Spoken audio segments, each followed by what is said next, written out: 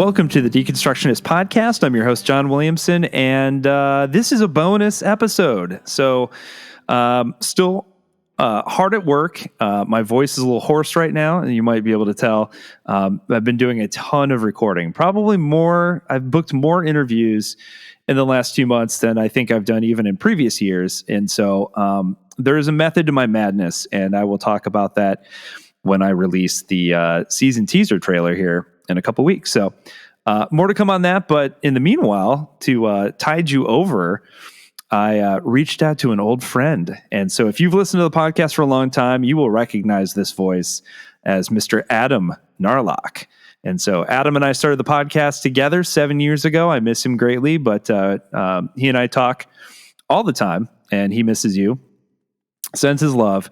But I was going back through our archives, and I realized that in the early days, very, very early days, we're talking the first month we were in existence, we didn't know what we were going to be quite yet. And so if you go back and listen to the early episodes, audio quality, not great. Adam and I didn't know what we were doing. But we were you kind of see the growth and the maturation over time. But we also weren't sure exactly what type of podcast we're going to be at that point. Initially, we thought we were just going to record episodes between the two of us, do heavy amounts of research, and release maybe one a month or so. And so to provide some additional content, we thought it'd be fun to do recommended readings. And so we recorded a recommended readings podcast, and I think we even labeled it part 1 or number 1 with the intentions on doing more. And 7 years later, we're finally delivering on that promise, guys. We're coming through finally. So here is your part 2, and we hope to do more of these in the future. Adam is a voracious reader, and thank God for awesome improvements in technology. I texted him earlier today and I said, "Hey, what are you doing? Do you got 15 minutes you can jump online?" And he said, "Sure." And Adam's always reading something interesting. And what I've always loved about Adam is he and I have very different interests, but we meet in that common ground in the middle. And so I'm always fascinated to hear what he's reading. And he's always just very well-rounded. So even if it's not directly related to spirituality per se, as he even says on this episode, you can find the divine in weird places. So hopefully you enjoy this. I'm going to try my best to go back and write down every single book we talked about so I can put it in the show notes. But here you go. This is our second one, and hopefully you enjoy this. And here are the books that he and I have read that we highly recommend. So here you go. And like I said, a couple weeks, look out for the teaser. Well, I guess it's a teaser. The season preview for this next season. I hope to have the season launch in March. So right now it's shaping up pretty well. Like I said, tons of interviews, and feeling pretty good about being able to launch in March, but I want to make sure that I have enough content to go consecutive weeks. So more to come on that, but excited to share all that content with you. Lots of fun series that I've got put together. So you'll be hearing from me soon. And otherwise, enjoy this and enjoy Adam's sultry voice. All right. Do you believe in love? 'Cause I'm alone. Do you believe in hell? 'Cause I am helpless. This water I am treading is now. Don't you love that countdown? I know, that's super cool, man. Welcome, Adam. I just texted Adam and I said, "Hey, Adam, what are you doing? Do you have 15 minutes?" We owe our OG listeners from 7 years ago a part 2 recommended reading, because there's a part 1 and then there was nothing after that. So I was like, let's do a recommended reading. It's been a while. And I'm like, yeah, I'm just sitting on the couch reading, so that's perfect. Yeah, you can recommend the book you're reading. But I will. Yeah, dude. This is crazy. The technology, I was just remarking on this the other day. I was talking to somebody, I'm like, when we first started, the only technology that existed was Skype. And if you go back and listen to our original episodes, the audio quality, not great. Not stellar. No. Nothing to be super proud of. No. So you're a voracious reader, as am I. So let's talk about what are you reading right now? Man, so I'll tell you what. I'll tell you what I'm reading right now, but you're right. Since we promised this 7 years ago, I'm probably also going to give some highlights of some of my favorites from the last maybe 5 years. Perfect. so we'll kind of go all over the place. Currently, right now, I'm reading a book that I'm embarrassed that I haven't read by now, because I literally bought it, and the only reason I know this is because I inscribed it in the middle of in the front cover of the book, is Stephen Hawking's A Brief History of Time. Oh wow! Okay, I've always wanted to read it. I read most of Brian Greene's Elegant Universe. Yep. And I just, I'm not really a math guy, and it's a stretch for my brain to really follow this stuff, but this is such a well-written book for lay people. And it is just one of those things that I think through our podcast, one of the things that a common theme that came up over and over again for me was just how foolish it is to relegate certain things as spiritual topics, ideas, or content, and other things as like secular or worldly or whatever, when anything that does a good job accessing or processing what it means to be alive and to interact with the real world is, to me, a very spiritual thing. Whether it's physics or theology or philosophy, or a really good novel that accesses like the heart of what it means to wrestle with existence as a human being in a complex world with complex relationships and complex realities. That has just been a great journey for me into things like this. So yeah, right now, Stephen Hawking's A Brief History of Time. I'm on chapter 3. I just started it like 2 days ago, so I'm actually making pretty good time. And it's awesome. That's so fun, man. I remember for people who've been listening for a long time, they probably are aware of the fact that you and I have always felt like science and spirituality, go together. And, we had Dr. Mckeown on, which is one of my favorite episodes we ever did.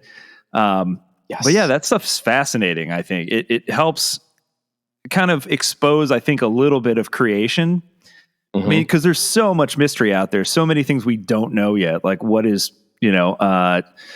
dark matter, and all these like things that we've just now started to study that we don't understand yet. So I think that's interesting. Have you seen? No, it's amazing. Have you seen the Netflix documentary about? It's partly about Stephen Hawking's work, but it's about black holes. Or no, I'm sorry, infinity. No. I can't remember now. Now I'm confusing the two. I watched the two documentaries back to back, but there's one on infinity. Ooh. That's fascinating, and it gives like a visual kind of display of one of the theories. And then there's one on black holes, because we really don't know a lot about black holes either. And one of those two, Stephen Hawking's, I want to say his students were working on some of the calculations surrounding it. It was absolutely fascinating. Oh man, that's awesome. I'll definitely have to check that out. Yeah, maybe some scotch first though. It's like you're like, always. Well, okay, we're tiny. Always. I love that, man. That helps with everything. What about you? What are you digging into right now? A couple of the books I pulled out for this. One of the books I read several years ago now that I thought, if you're interested in world religions, specifically Islam, Christianity, Buddhism, Judaism, a lot of these different world religions, there's a book called God Is Not One by Stephen Prothero. Yeah. He's fantastic, and I'm actually going to have him on this season. Finally nailed him down, but it's just a really well-written book that's, I think, accessible in the sense that it kind of gives you a good high-level overview of the different religions. And for me, it was eye-opening in a lot of ways, because there are a lot of things I thought I knew. But yeah, really, really fascinating book. So if you're interested in just kind of like a one book that kind of gives you a nice overview of those different religions. Did that come out like about 10 years ago? Because I think I read a few chapters of that when it first came out, just like sitting at Barnes and Noble. It was, let me see here. 2010. Yeah. That's kind of what I thought. Yeah, I remember when that hit the shelf, and I was like, "Oh, this looks interesting." Yeah, he's got a new one coming out that looks really interesting that we're going to talk about in a couple weeks. So I'm interested to see what that's all about. So, oh man, that's awesome. Yeah. So since we haven't talked about books in 7 years, going back a little ways, like what are, because I know you and I talk. You typically will reach out and say, "Hey, this book blew my mind," and I know there have been multiple times where you've had some good ones. Man, let me tell you something. I'd never read any Alan Watts before. Oh, interesting. I'd only maybe consumed a few of his kind of talks on YouTube, or some podcast recordings of some of his talks, and he's so charismatic and fun to listen to. He's got a great accent, and so I finally just grabbed one of his more accessible books. It's called The Wisdom of Insecurity. It's a little book, and the subtitle is A Message for an Age of Anxiety. Wow. How appropriate. And it's awesome. I think I remember texting you and I was reading it and being like, I honestly feel like I'm reading like a Richard Rohr or a Pete Rollins book. Oh. And it just had the same kind of tone, really almost universalizing a lot of the concepts that religion and philosophy are sort of grasping at, and boiling it down to really accessible and not just accessible, but like a shared language that anybody from any walk of life could be like, yeah, that's what I believe. And it was really, really good. So I think it was written in the 50s, and just excellent, just absolutely excellent book. I think the big takeaway that I had from it is the source of most of our anxiety is the need for reality to be something other than it is. So we have a pretty crummy relationship with reality, typically as human beings. Our ego needs things to be a certain way for our ego to be in shape. And when it feels threatened and we feel like things are out of control, we resort to all kinds of ways to lie to ourselves or think about how we can get things back to a place where we feel like our way of coping with reality, or mapping out how things are going to be, or relishing, nostalgia, relishing in the nostalgia of the past. And really, you're not really living if all you're ever trying to do is plan so that your future is how you want it to be, or live in a way of looking at the past, which is just also a mental construct. And so his suggestion is like what all of the, what Jesus and anybody else is like, this is all driven by your ego, which is your image of yourself. And just like Jesus said, you can't enter the kingdom of heaven unless you die to yourself. That's essentially what Buddhism is saying in another way. It's essentially what the Upanishads say in a lot of different ways. A lot of philosophy, Stoicism. This is just a really recurrent kind of, like what Richard Rohr would talk about, like a perennial wisdom of, you got to admit that you just have a really crummy relationship with reality. Yeah. And that you need reality to look a certain way so that your fragile little ego can remain intact. And really what you need to do is learn how to die. Yeah. You need to just forget all that. Just forget all that. So man, that's fascinating. Oh, it's so good. It was really, really good. And it's short, but it's dense.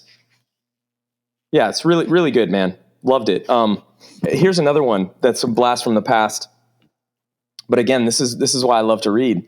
My son is in 6th grade now, and my son loves to read. Comes home from school a couple weeks ago, and he's like, "Dad, I am reading like the best book ever." And I'm like, "Oh, really? You're like, what is it?" And he goes, "It's The Outsiders." Oh, yes. Yeah. you know, I didn't know that they started that one that young. So my son's he's in an advanced reading class or whatever, like the whatever the like leveled up kind of souped up reading group is.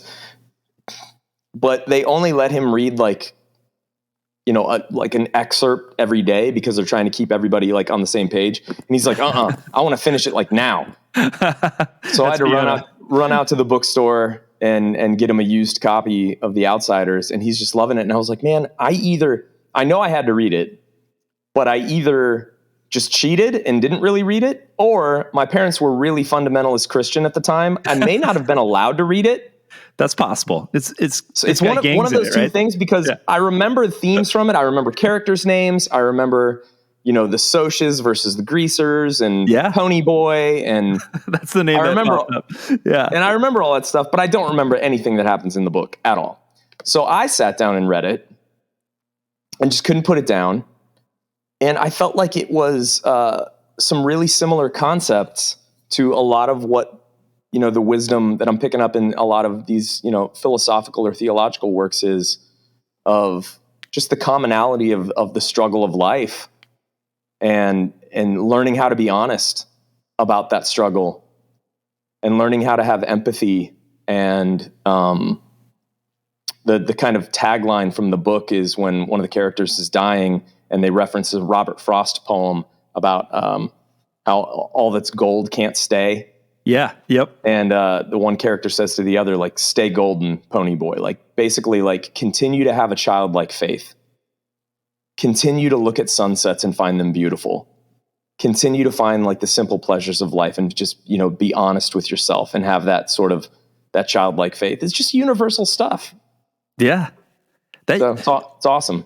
Young adult lit, man. It's, there are some classics out there that still hit hard. And I'm going through a similar thing with Fiona. Like she's so far ahead. We're having the problem now where she's at such an advanced level, but it's hard to find books for her to read that are still age appropriate.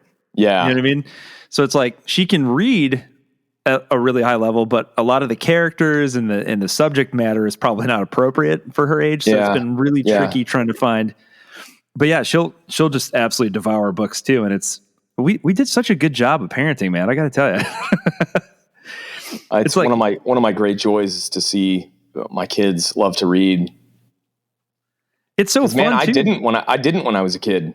Really? That surprises me. No, I didn't start to love to read until high school. Wow. Interesting. No, man.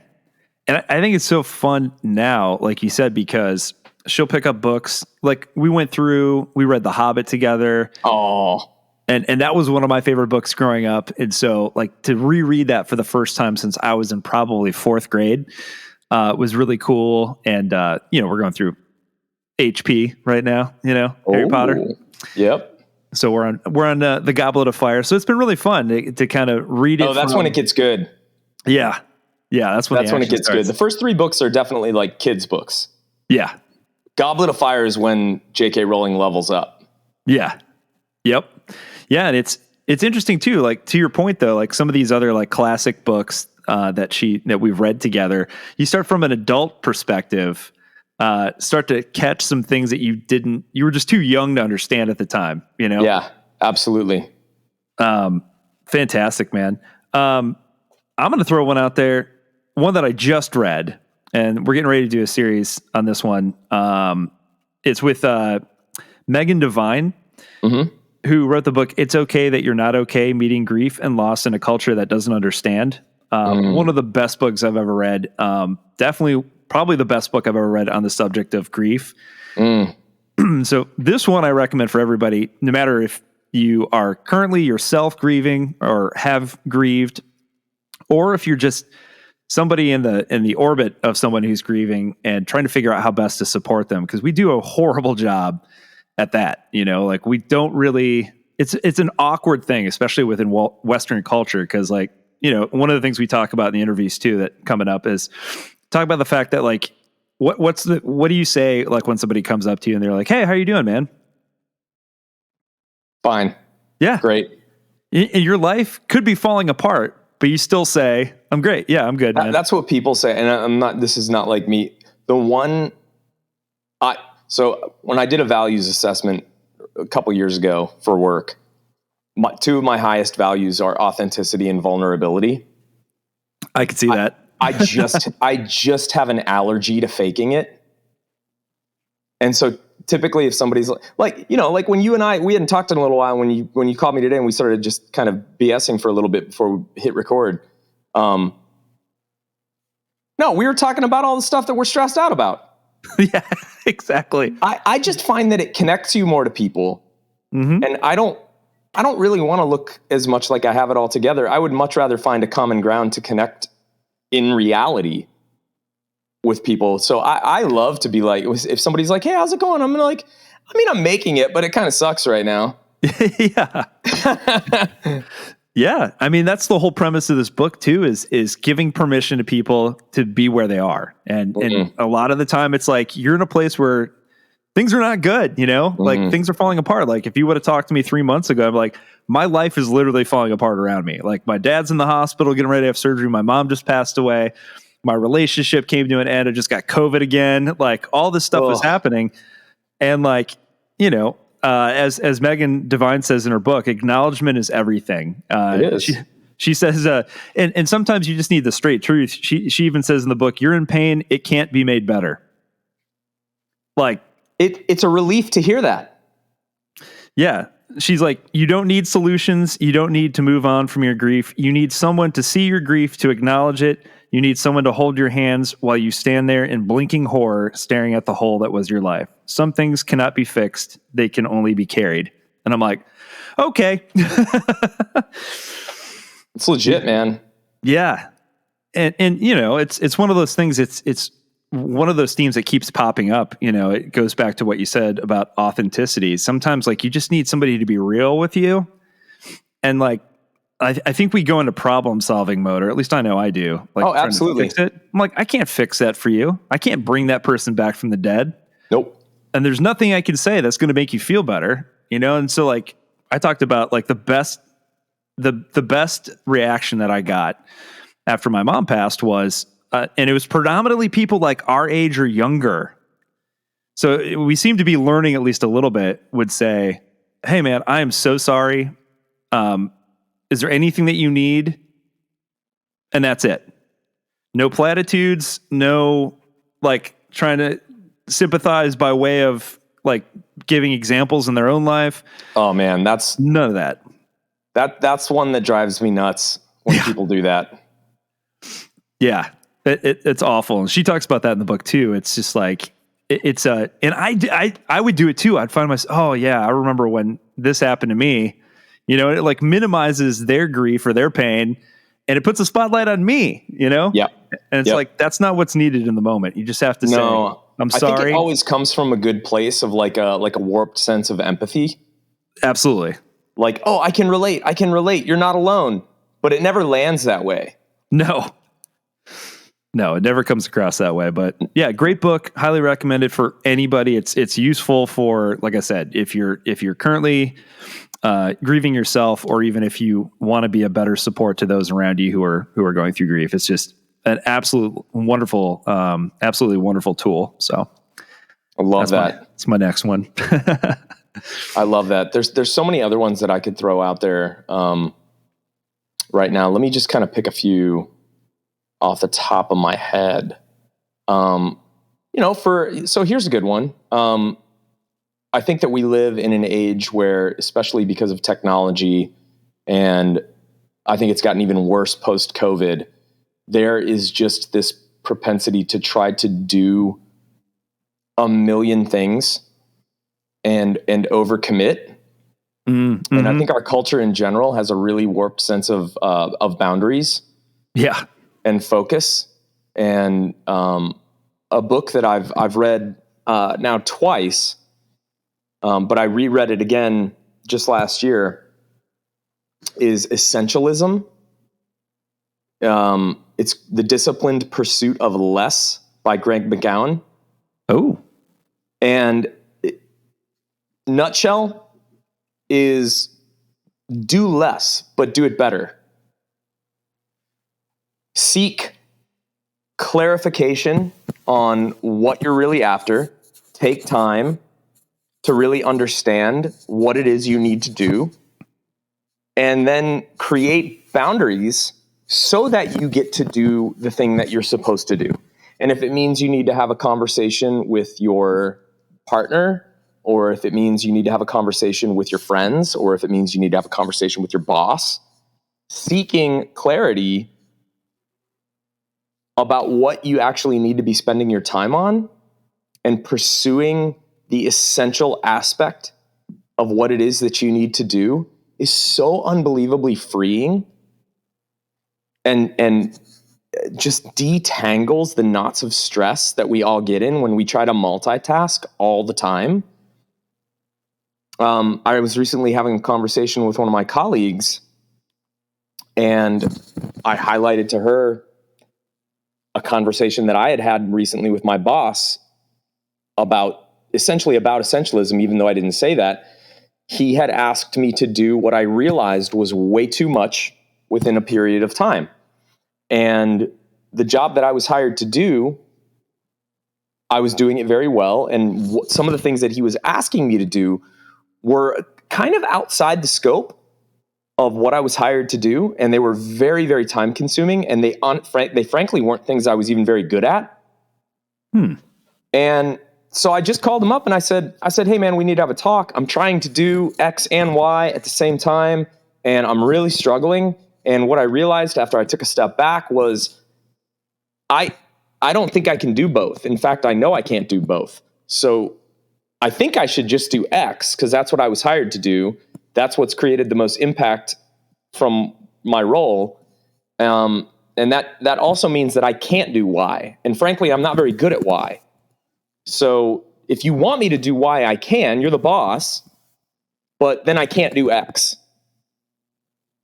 And he was just like, oh, well, I didn't realize that. I'm really sorry. And yeah, you should totally just focus on X. And I ended up having like the best performance year like I've ever had. And I was recounting this story to my colleague, and she was like, I can't believe that you actually had that conversation with your boss. And I was like, why can't you believe that? She was like, I've just never felt like I could do that. And I'm like, you're not asking to not do your job. You're asking to be allowed to do your job. Yeah. So just direct your focus to where you're going to be more effective. Yeah. Again, back to like what I was talking about with like Alan Watts, or the reason I'm reading Brief History of Time is like, I'm just really obsessed with this idea that, in order to live a life of wisdom and purpose, you need to have a good relationship with reality. And in order to have a good relationship with reality, you need to have an accurate assessment of what you can do, what you want to do, what you're capable of, where your desires are, where your gifts are, and how that actually aligns with reality. Not what your ego wants reality to be, but what it actually is.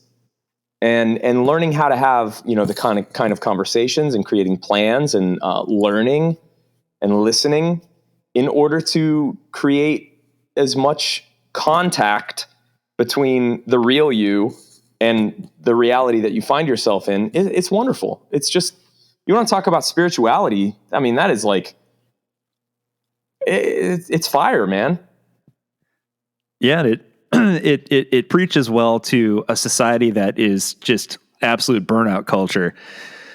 Like we compare just the way that we operate from pretty much all perspectives to, like, say, Europe, the amount of time that they give and provide their employees, compared to us. Like we just redline like nonstop. We are just a fast food culture, just driving ourselves into the ground. Like, you remember when we went to Europe? I was just going to say, I know what you're going to say right now. Yeah. Like I think I warned you guys. I was like, look, everything is just slower paced. It's not that like nobody's in a hurry, but like they appreciate wind down in a way that we don't even understand. And you will feel so good within like a day. of being there. Once you accept it, the flow of things over there, and you just kind of roll with it, and you acclimate to it, like any stress that you were carrying with you will be gone. Oh, I'm with you, man. Travel abroad, because Americans are insane. We are. Yeah. I wonder, do Canadians operate that way? Our Canadian friends should let us know. That I do not know. Yeah. I've not spent enough time in Canada to have any opinion on the subject. I watch a lot of Letterkenny and Shoresy, but that's the extent of it. That's all I know. It's both wonderful shows. So thank you, Canada. Oh man. Fun times. I gotta say that the one book I don't think I've hyped enough on the podcast is, I don't know if you got a chance to read the most recent one from Jonathan Martin, our boy. No, did he write another one after How to Survive a Shipwreck? Yeah, so he wrote, and honestly, this is my favorite book he's ever done. It's called The Road Away from God, How Love Finds Us Even as We Walk Away. Oh, cool. And it's based off of this idea that he had, and I think we discussed it the first time he was on, where he talked about, he was fascinated with this idea of after the crucifixion, and the disciples are on the road to Emmaus, and they're walking away. Oh, yeah. From the crucifixion, and even on the road as they're walking away, they find Jesus walking alongside them. Mm-hmm. So even as they, are walking away technically from God, God finds them where they're at. Love that, man. And it's this beautiful, it's literally the book that if I had written a book on everything that we've learned, if you want to call it deconstruction or a spiritual journey or evolution or whatever you want to call it, that would have been the book. He nailed it. I mean, I would recommend that to anybody who is struggling and is just figured out, that they're kind of on this path. I would recommend that book highly. Like that would be a good book to start with. It's very easy read. He's a great writer. But yeah, it's brilliant. I love that. I think that if I could kind of put my reading journey in a nutshell, I used to read to explicitly find out who God was. And in order to do that, you need to make sure you have the right content and the right books, because, oh my gosh, you could get led astray. And what if somebody's a false teacher or, whatever? And it was this very intentional search for concrete answers that reveal explicitly and intentionally to me who God is. So then I can know him, and then I can know that I'm right, and I can feel, again, I'm just satiating my ego that's afraid. And what I've realized is that God hides himself in all of reality. So if you pursue the joy of just learning about reality, you find God walking beside you, saying, yep, there I am. Yep, there too. Yep, yeah. There too. Yep. Oh yeah, and by the way, even when you learn about yourself, like that, it's the indirect approach. Yeah. Instead of the direct approach, which is that, I mean, that's been a lifelong lesson for me, man. It's like when you try to force something and you try really, really hard to get the knowledge of something, the wisdom usually eludes you. But when you kind of drop that and you relax and you pursue something indirectly, you end up learning a lot more. Like Viktor Frankl's famous quote, which is another one of the best books I've ever read, Man's Search for Meaning, that joy cannot be pursued, it can only ensue. Mm-hmm. You have to look for something else in order to get it. So, yeah, Viktor Frankl, Man's Search for Meaning, Marcus Aurelius, Alan Watts, Richard Rohr, John freaking Steinbeck. There's one you haven't mentioned yet, and I'm shocked because you were obsessed with this book. You could not stop preaching it from the hilltops. Which one? Brothers Karamazov. Oh my gosh. Yeah. You were absolutely. Like, this is the greatest book I've ever read. I think I read that so long ago that I thought maybe I'd talked about it maybe on the podcast. So, oh yeah, Brothers Karamazov is absolutely wonderful. You want to talk about somebody that was hard baked in the crucible of suffering in Russia. I mean, Dostoyevsky was sentenced to death. He, worked in a work camp for years. And as he was about to be executed, literally the firing squad was lined up. He was about to be executed. They stayed his execution. I mean, this guy has suffered, and he understands what it means to be human and to wrestle with humanity and reality and to learn and to love and to grow. And the complexity of what it means to be humans wrestling with reality. The Brothers Karamazov is absolutely wonderful. Father Zosima is one of the best characters of all literature. That's one it's on my list. I haven't read it yet, but it reminds me of another book that I like that's considered a classic. And they just, I'm sure they've made other versions of the movie, but they just put a movie version out on Netflix that I've been saving. It's also subtitled, so I have to be paying full attention to it. But have you ever read All Quiet on the Western Front? No, I've never read it. I'm going to screw this name up, but Erich Maria Remarque, Remarque. That book, I think people should read simply because it's a story of German soldiers during World War I from the German side. Oh man. And what you find, and it's been a long time since I've read it. I want to reread it before I watch the movie, but it really humanizes the enemy, so to speak. And so you see that these are also young men, children really, who are also suffering the horrors of war, just like we did.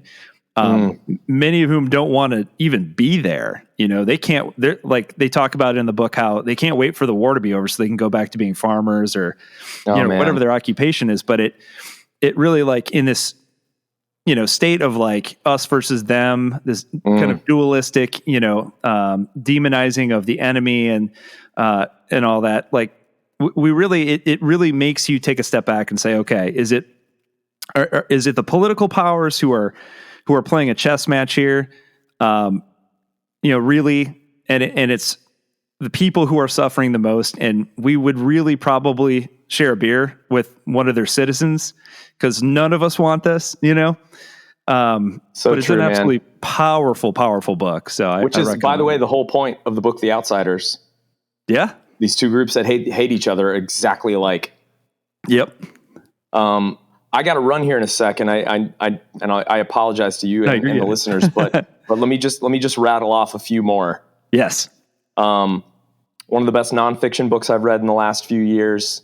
Well, I'll give you three really good ones. One's super popular. If you haven't read The Subtle Art of Not Giving a Fuck, kids around, sorry. Right. It really is fantastic. It's not just a kitschy, pop culture self-help book. Mark Manson does a really good job distilling a lot of philosophical schools into really digestible, accessible nuggets of very concise wisdom. Thinking Fast and Slow by Dan Kahneman. Even if you don't read the whole thing, if you get the big bits out of what it means to have implicit bias and System 1 and System 2 thinking, phenomenal. In that same vein, The Righteous Mind by Jonathan Haidt, yes. The Righteous Mind, one of the best books I've ever read, literally to the point that I see and have seen humanity differently ever since I read that book, and it's so incredibly helpful. Yeah. And if you need one novel to read, East of Eden, always, but one that I just read that I really liked by Anthony Doerr, it's Cloud Cuckoo Land. Oh, I don't know that one. It's a book for people that love to read because it's a book about how books have held us together over millennia. So with that, I have to sign off and go have dinner with the family, which I'm excited to do. Hey, send my love. Thanks for doing this, man. It's good to see you. I love you and love all of our listeners. Too, thanks for sticking with us, and great job on the podcast, John. Thanks, buddy. 'Cause I am helpless. This water I am treading is now my own.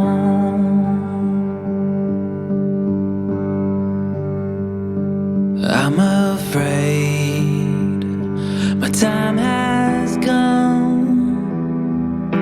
I wish for one more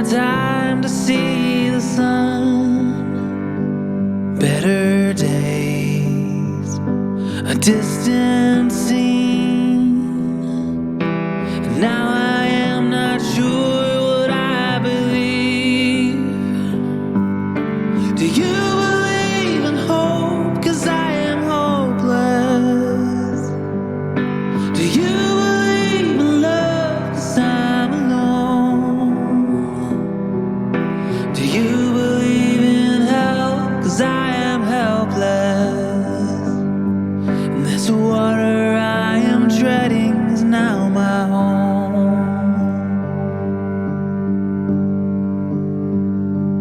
I have found what matters most as the lights go out and I swim towards the coast.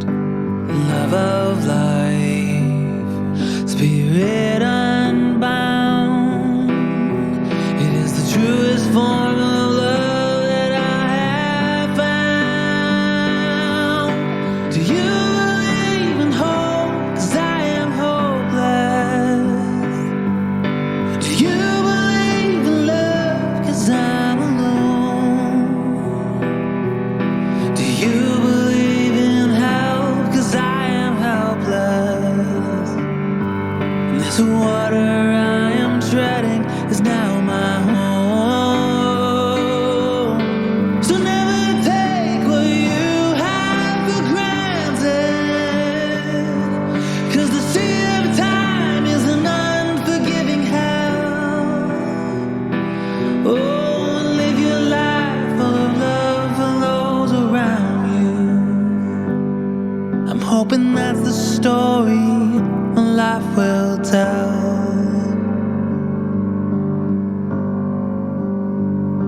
I'm hoping that's the story my life will tell.